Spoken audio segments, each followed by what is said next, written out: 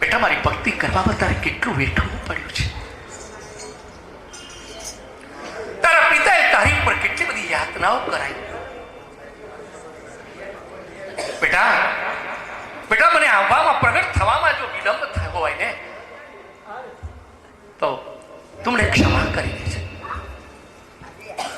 ક્ષમા યાચના કરે છે. બોલ બેટા માગ. પ્રભુ બસ આપણી પ્રાપ્તિ થઈ ગયા પછી શું જોઈએ જીવાત્માને? નહીં બેટા માગ. સ્તુતિ કરે દિવ્ય. ભગવાન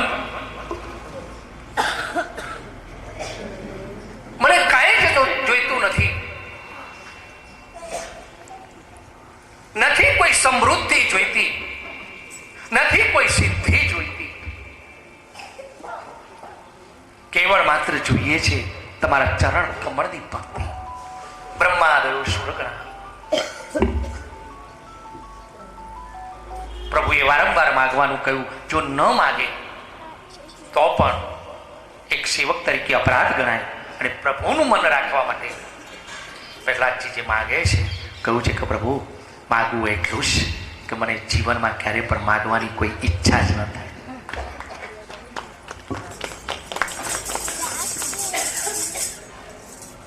એ પ્રહલાદજીએ પરમેશ્વરના પૂજન અર્ચન કર્યા છે. તમારી માયા જ એવી છે કે તમારા સાચા સ્વરૂપના દર્શન કરવા નથી દેતી.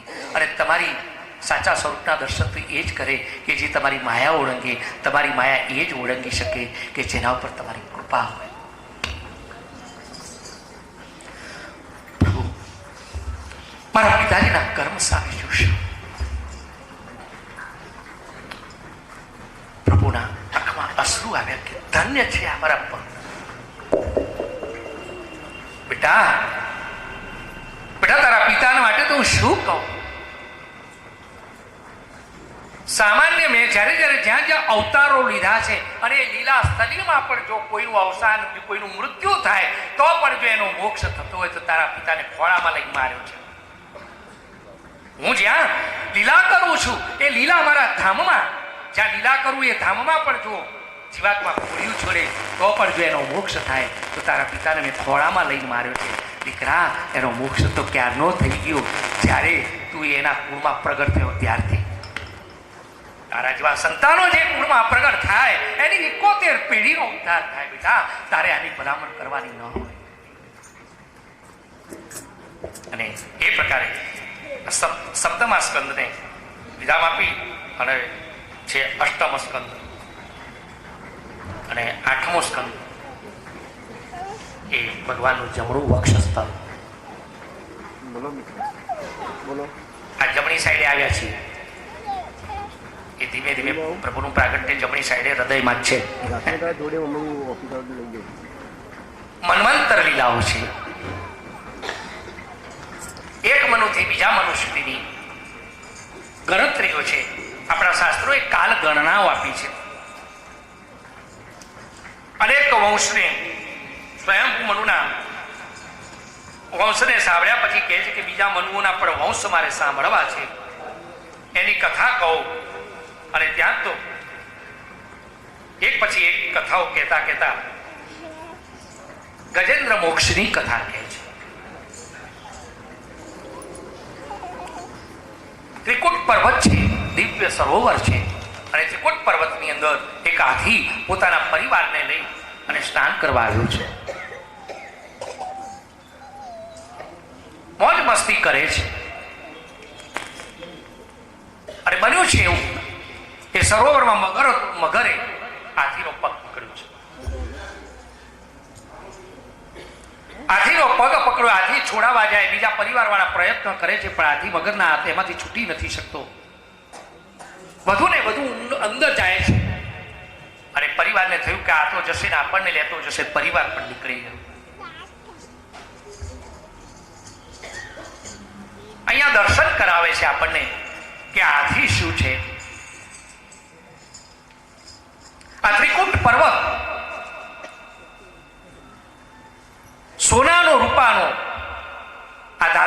પર્વત છે, હું ને તમે ભૌતિક સાધનોમાં ફસાયા છીએ. સંસાર રૂપી સરોવર છે અને આ સંસાર રૂપી સરોવરમાં બીજું કોઈ નથી. આ મગર નામનો એક અસુર શત્રુ છે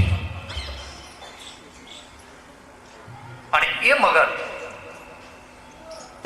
એ મારું ને તમારું જીવન સંસારમાં ને સંસારમાં ખતમ કરવા માટે પ્રયત્નશીલ છે.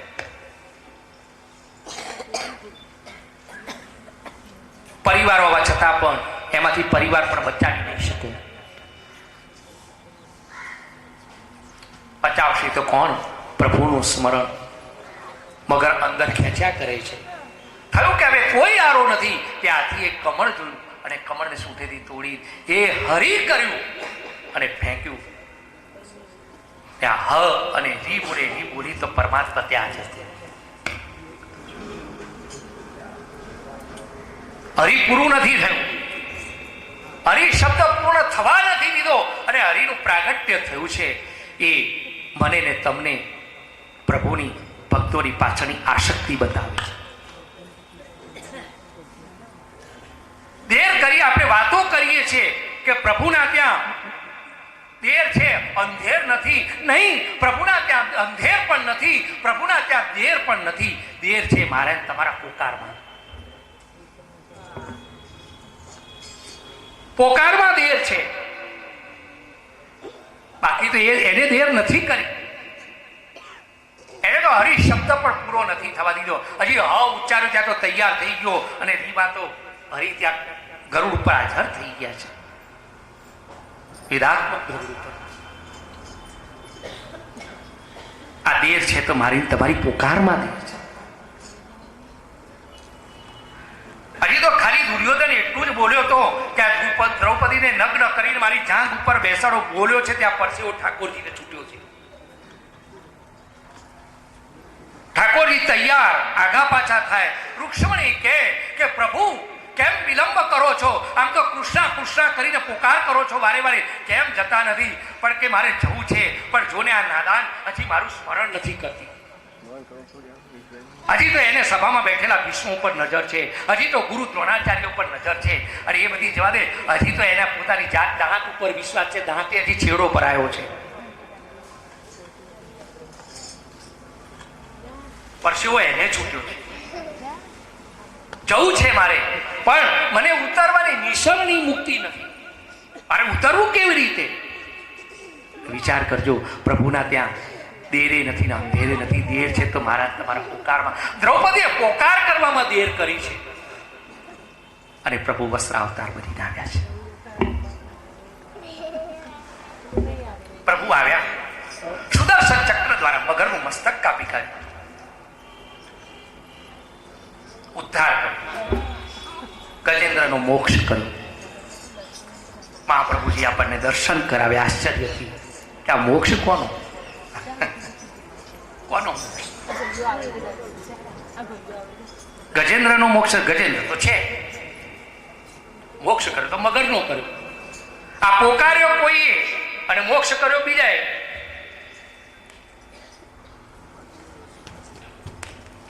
મહાપ્રભુજી બતાવે છે કે ઠાકોરજી પોતાના દાસનો તો મોક્ષ કરે છે, પણ એમાંય થોડો વિલંબ છે. પણ ઠાકોરજી જો પહેલા મોક્ષ કરતા હોય તો તે છે દાસાનું દાસ. કારણ કે મગરે જોયું, મગર એકવાર પકડ્યા પછી કદાચ છોડી પણ દે, પણ મગર મજબૂત ક્યારે બન્યો? જ્યારે હરિનો ઉચ્ચાર કર્યો ત્યારે મજબૂત કર્યો. કહો આ તો હરિનો પાર્ષદ છે, હવે તો ના જ છોડાય. કારણ કે એને છોડાવો એનો બાપ આવશે ને એનો બાપ આવશે તો મારો ઉદ્ધાર. અરે એટલા મને વધારે પકડ્યો છે. આ હરિનો પાર્ષદ છે, એ હરિનો દાસ છે, તો લાવ તારે હું એનો દાસ થઈ જાઉં તો પેલો મારો ઉદ્ધાર થઈ જાય. અને એટલા જ માટે પેલો મગરનો ઉદ્ધાર થયો છે. અને એ પ્રકારે ગજેન્દ્ર મોક્ષની કથા કહી અને પછી તો સુખદેવજી મહારાજ આપણને લઈ જાય છે સમુદ્ર મંથનની કથામાં. અને સમુદ્ર મંથનની 5મા અધ્યાયની કથામાં ભગવાને એક વખતે દેવોને બોલાવ્યા છે કે આ બંને જણા મજબૂત છો સમાજ. તમારામાં તાકાત છે એટલી જ તાકાત અસુરોમાં પણ છે. એવું ન માનતા કે અમે બળવાન છીએ, એ એટલા જ બળવાન છે. પણ આ બંને બળિયાઓ ભેગા થઈ અને કોઈ જો સારું કામ કરો તો સમાજનો ઉદ્ધાર થાય. આ સમાજની અંદર બળિયાઓ લડ્યા કરે. આ પાડા લડે તો ઉખેડો કોનો? ઝાડનો. એના કરતા કોઈ કેવું સારું કાર્ય કરો. અને એમ કરી સમુદ્ર મંથનનો આદેશ કર્યો છે.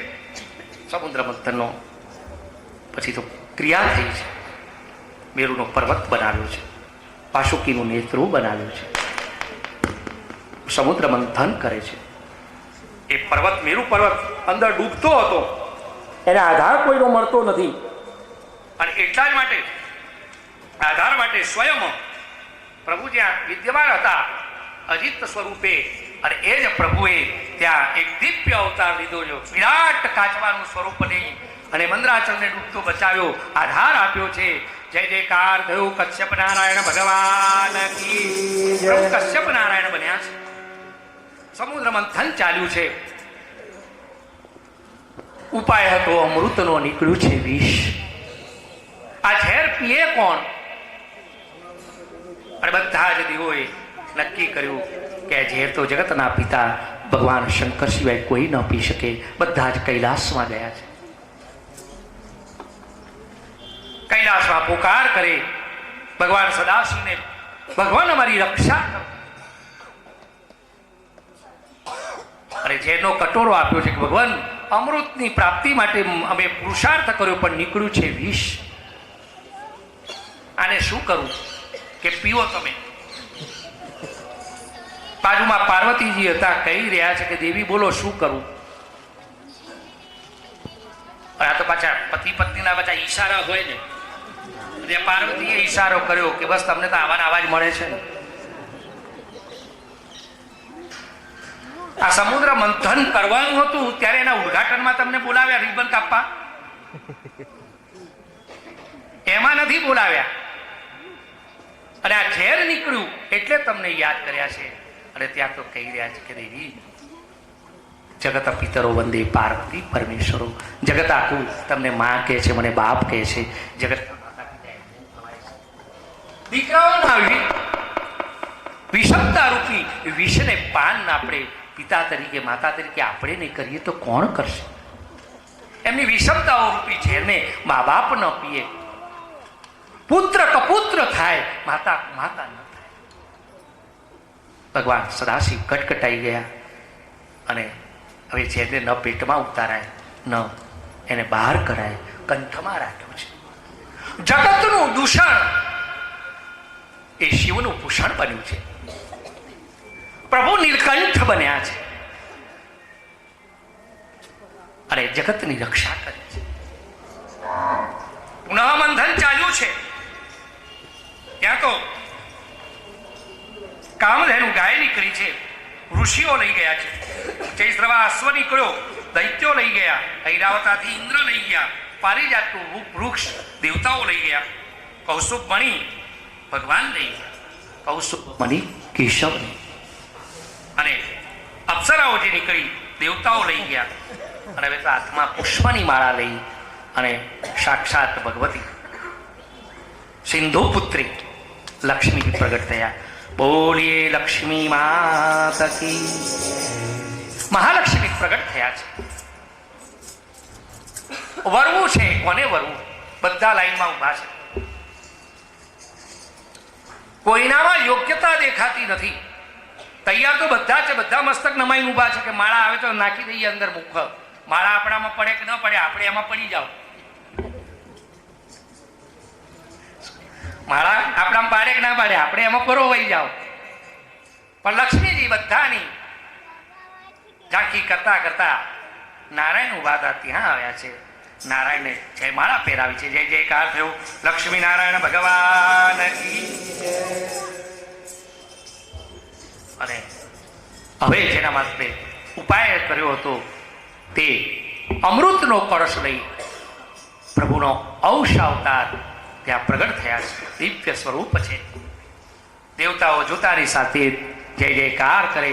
ધન્વંતરી ભગવાન કી. ધન્વંતરીનું પ્રાગટ્ય થયું. અમૃત કળશ લઈ નીકળ્યા. દેવો ગાફેલેતમાં રહ્યા અને દૈત્યો લઈને ભાગ્યા. દેવો બધાએ પ્રભુના ઉપર દ્રષ્ટિ કરી કે પ્રભુ આ તો વ્યર્થ ગઈ બધી મહેનત. પ્રભુ કે ચિંતા ન કરો, અને દેવોનું હિત કરવા માટે ત્યાં તો સુંદરીનું સ્વરૂપ બની રહ્યું છે. અંગ ઉપાંગ નહીં, આચ્છાદિત વસ્ત્રોથી ઢાંક્યા છે. યૌવન છે, પુષ્પનો દડો રમાડતી રમાડતી આવી છે, છમ કરતી. દૈત્યો લડી રહ્યા હતા અમૃતના માટે, અને કહી રહ્યા છે, આને જોઈ ત્યારે કહી રહ્યા છે, કહો. બધાની દ્રષ્ટિ એના ઉપર ગઈ કે આ છે કોણ? કન્યા તું કુંવારી છે કે પરણેલી? એટલે છું કે હું કુંવારી. તો પછી અમારામાંથી પરણી જાય ને કોઈને કે પરણવા જ આવી છું, તો પછી વિચાર શા માટે કરે? જૂના તમે તો લડી રહ્યા છો. આ એક સામાન્ય આ કળશ માટે લડો છો, મારા માટે શું નહીં લડો? બે તું કહેતી હોય તો અમારી લડાઈ બંધ. તો કે લાવો તમારી પાસે છે, મારી પાસે. અને એમ કરી કળશ લઈ ચાતુરીપૂર્વક પરમેશ્વરે દેવોને અમૃતપાન કરાવ્યા છે, દૈત્યોને વંચિત રાખ્યા. પણ એક દૈત્ય સંચિત હતો અને એ પાન કરી ગયો, એ રાહુને કેતુ તરીકે. પછી પણ દેવોને વિતાવે છે. પછી હવે કથા છે 11મા અધ્યાયમાં.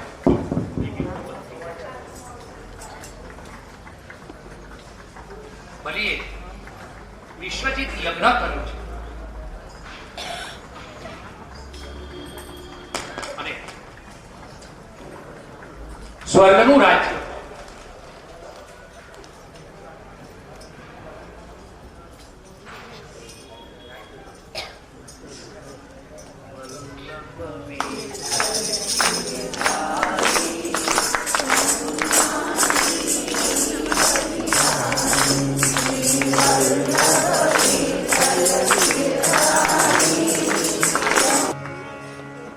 બલિરાજાએ સ્વર્ગનું રાજ્ય પ્રાપ્ત કરી લીધું, અને દેવોની માતા અદિતિ કશ્યપ મુનિ પાસે ગયા છે કે મારા સંતાનોની સંપત્તિ પાછી લાવી આપે એવો ઉપાય મને એક દીકરો આપો. અને ત્યાં તો કુંસવન નામના પયોવ્રત આપ્યું છે કે દેવી પયોવ્રત કરો, એના પ્રભાવથી તમારે દિવ્ય સંતાનની પ્રાપ્તિ થશે. અને પયોવ્રતમાં પ્રભાવે પ્રભુ પ્રગટ થયા. ચતુર્ભુજ સ્વરૂપ છે. ચતુર્ભુજ સ્વરૂપને જોતા આદિતિ માતા પ્રાર્થના કરે, યજ્ઞેશ યજ્ઞ પુરુષ, હે યજ્ઞ પુરુષ, તમારો જય હો. માગો કે માગું એટલું જ તમારા જેવો પુત્ર થાય. પ્રભુ કે મારા જેવો હું એકલો છું. જગતની ડાઈ મેં બનાવી છે, મારી ડાઈ નથી બનાવી. જાઓ તમારા પતિમાં મારું સ્મરણ કરજો, હું તમારા ત્યાં પ્રગટ થઈશ. અને યોગ્ય કાળે યોગ્ય લગ્ન તિથિ ગ્રહ બાર, અને એવા સમય અદિતિ માતાના પેટમાં ગર્ભ અવસ્થા થઈ છે. પ્રભુના અંશાવ, પ્રભુનો પ્રાદુર્ભાવ થયો છે. યોગ્ય સમય આવ્યો છે. સવારથી વાતાવરણ દિવ્ય છે. અદિવ્ય વાતાવરણમાં કશ્યપ મુનિને લાગ્યું છે કે પ્રભુ પ્રાગટ્ય થવાના છે. એ દિવસ તો નથી આ. સંધ્યા કરવા જવું છે, પણ કદાચ હું સંધ્યા કરવા જઉં અને પ્રભુનું પ્રાગટ્ય થઈ જાય તો મને એમ થાય છે કે મારે આજે મધ્યાહન સંધ્યા નથી કરવી. ફર પાછો વિચાર આવે છે કે અત્યાર સુધી બ્રાહ્મણનો દીકરો યજ્ઞોપવિત ધારણ કરે કે પછી એનો આખો જન્માનું વિતાવે ત્યાં સુધી એ સંધ્યાનો ત્યાગ ન કરી શકે. 3 દિવસ લાગણ બ્રાહ્મણનો દીકરો સંધ્યા ન કરે તો ચાંડાલ જેવો બની જાય. અને અત્યાર સુધી મેં સંધ્યાને ચૂક્યો નથી, અને એના પ્રભાવ પ્રભુનો પ્રાદુર્ભૂત થવાના છે. અને એ જ દિવસે હું સંધ્યા ન કરું.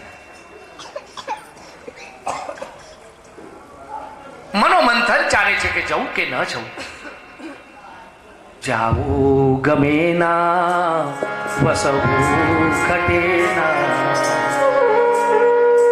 પંથા સુજે ના, વસવી જવું ગમતું નથી, રહેવું ગમતું નથી. મનને કાઠું કરી અને મુનિ ગયા છે સંધ્યા કરવા. સંધ્યા કરીને સૂર્યનારાયણને અર્ઘ્ય આપે અને અર્ઘ્ય જ્યાં આપ્યો છે ત્યાં સૂર્યનારાયણના કિરણો જાણે કે પોતાના આશ્રમમાં પધારી રહ્યા હોય. ઋષિએ અર્ઘ્ય આપ્યો ના આપ્યો, પરમાત્મા સૂર્યનારાયણના દર્શન કરી દોટ લગાવી આશ્રમે દોટ લગાવી. ધીરે ધીરે ધીરે સૂર્યના કિરણો માં આદિતિના કક્ષમાં પ્રવેશ કરે. ચતુર્ભુજ સ્વરૂપ પ્રગટ કર્યું. માં હું આવ્યો, બોલો છો માં અને લાગો છો પિતા. મેં તો તમને પુત્ર તરીકેની ઈચ્છા કરી હતી અને ત્યાં તો અદિતિ માતાના ભાવની પૂર્તિ કરવા માટે પ્રભુ ત્યાં બાળક છોટા વામન બન્યા છે. તેઓએ પુષ્પની વૃષ્ટિ કરી વામન નારાયણ ભગવાન કી. પ્રભુ વામન નારાયણનું પ્રાગટ્ય થયું છે. બ્રાહ્મણના ત્યાં દીકરો જન્મે, એક જ અપેક્ષા હોય, કઈ એને યજ્ઞોપવિતના દાન આપો. અને વામન નારાયણને યજ્ઞોપવિતના દાન અપાય છે. સાક્ષાત બ્રહ્માજી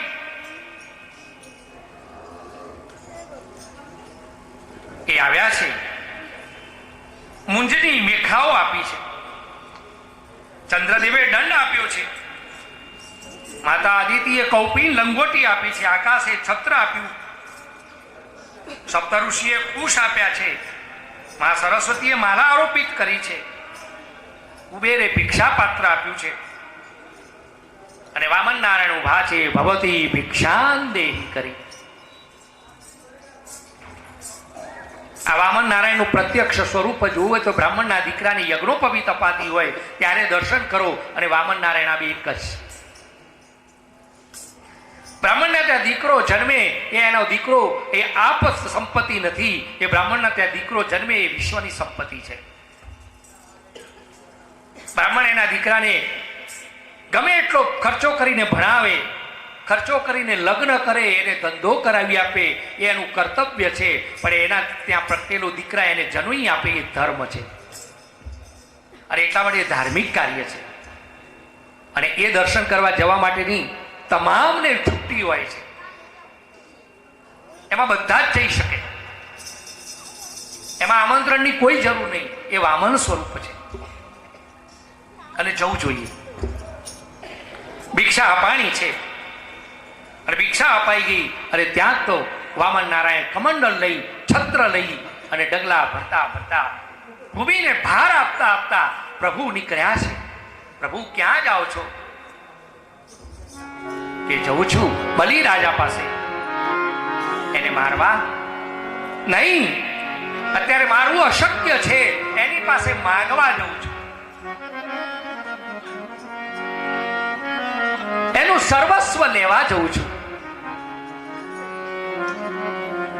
વિષ્ણુ વામન બની ચાલ્યા રે, વિષ્ણુ વામન બની ચાલ્યા રે, ઓહો વિષ્ણુ વામન બની ચાલ્યા રે, વિષ્ણુ વામન બની ચાલ્યા રે, માલા મટાડવા બીજું ઇન્દ્ર મારવા. 99 યજ્ઞ કર્યા છે, 100મો યજ્ઞ પરિપૂર્ણ કરે તો ઇન્દ્રની પદવી મળે. એનો 100મો યજ્ઞ હું અટકાવું. મટાડવા બીજો ઇન્દ્ર મારવાલા, મટાડવા બીજો ઇન્દ્ર મારવાલા, અરે વિષ્ણુ વામન બની ચાલ્યા રે, હજુ વિષ્ણુ વામન બની ચાલ્યા રે.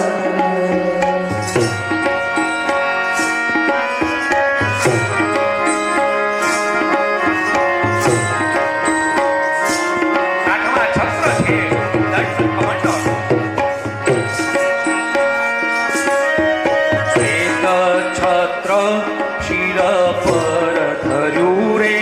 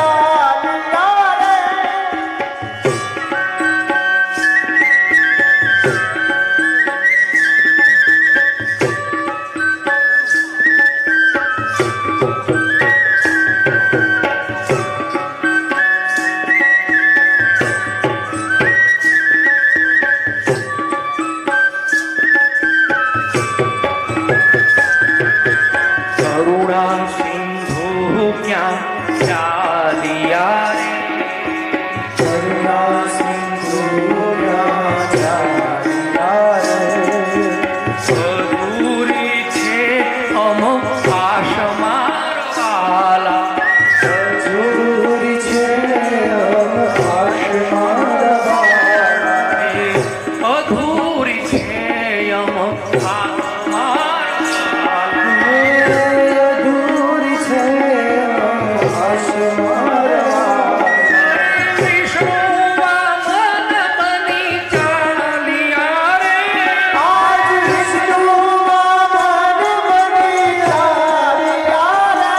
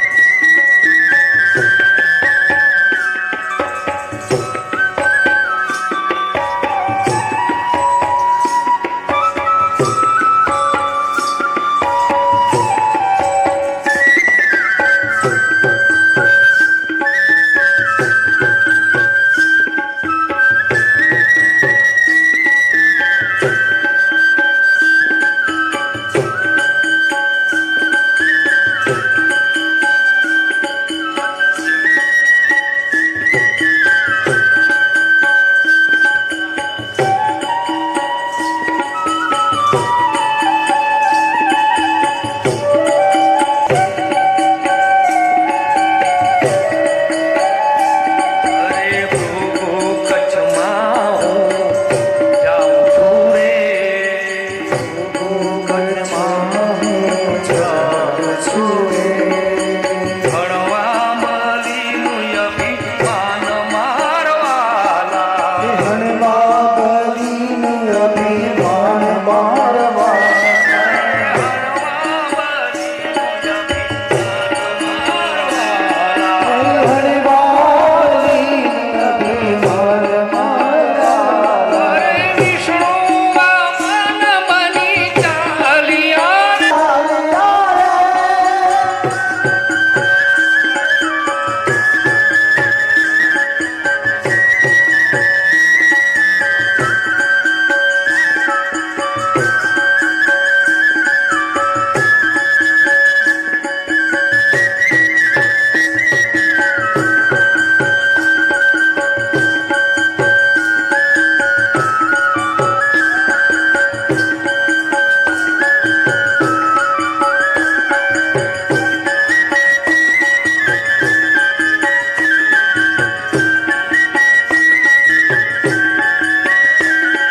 વિષ્ણુ વામન બની ચાલ્યા રે.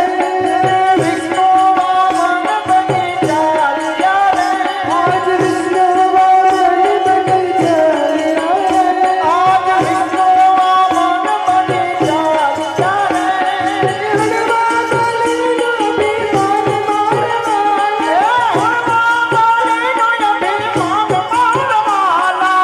હણવા બલીનું અભિમાન મારવાલા.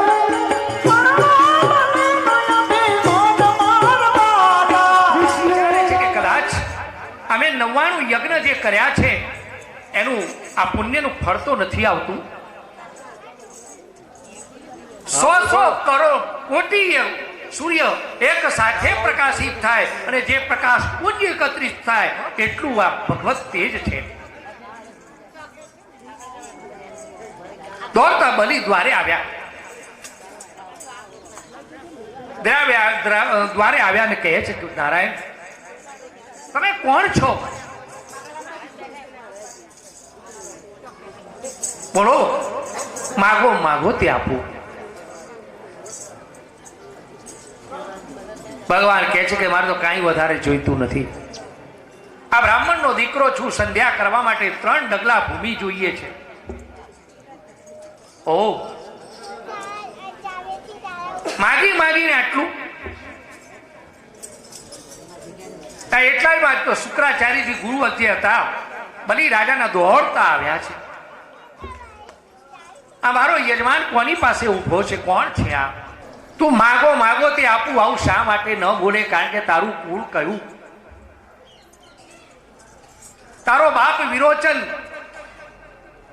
એનો બાપ પ્રહલાદ કેટલો ભક્ત ભગવાનનો, કેટલો વિરોચન, કેટલો ઉદાર, અને તું આવો ઉદાર કેમ ન હોય? એક ભાટ જેમ ભાટાઈ કરે એમ આજે એના કુળની પ્રશંસા ભગવાન નારાયણ, વામન નારાયણ કરી રહ્યા છે. કારણ કરવી એ પડે, માગવા આવ્યા છે. માગવા વાળાને ત્યારે જ મળે જ્યારે સામેલાના વખાણ કરે. ઓહો બેન, તમારા જેવું દયાળુ કોઈ નહીં. તો બેનને દયા પ્રગટે.